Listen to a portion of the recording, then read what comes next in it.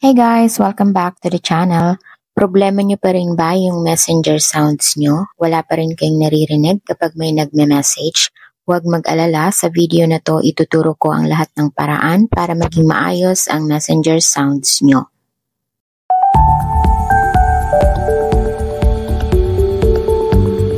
Hey there! This is Teresa at gumagawa ako ng mga simpleng tutorials para matulungan kayong ayusin ang mga common problems sa phone.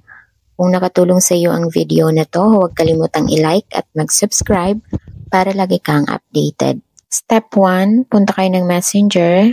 Tap nyo yung baba na yan, yung menu. Then, punta kayo ng Settings. Scroll down sa Notification and Sounds.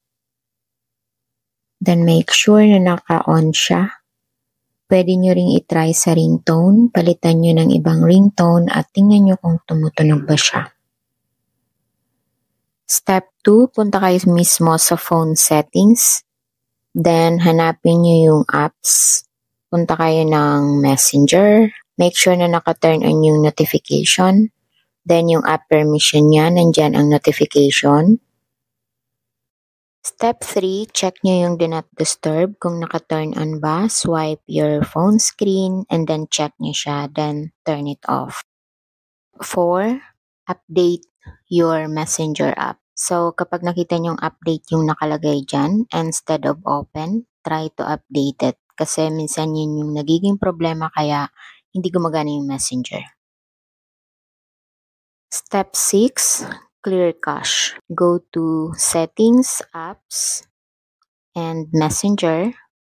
Go to Storage. And then, clear data. Select clear cache. Don't you worry, hindi madidelete yung messenger chats nyo, yung mga temporary files lang, and then click on OK. Step 6, huwag kalimutang mag-restart. I-off ang phone at i-on ulit. Madalas, sapat na ito para gumana ulit ang notification sounds.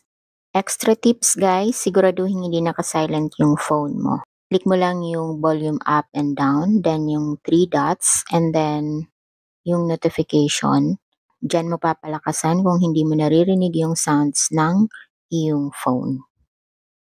And that's it. After following these steps, your messenger chat tones should be working again on any phone. If this helped you, please give the video a thumbs up and let me know in the comments which step worked for you. If you're still having trouble, drop your issue below and I'll try to help. Don't forget to subscribe for more quick and easy tutorials. Thanks for watching. I'll see you in the next video.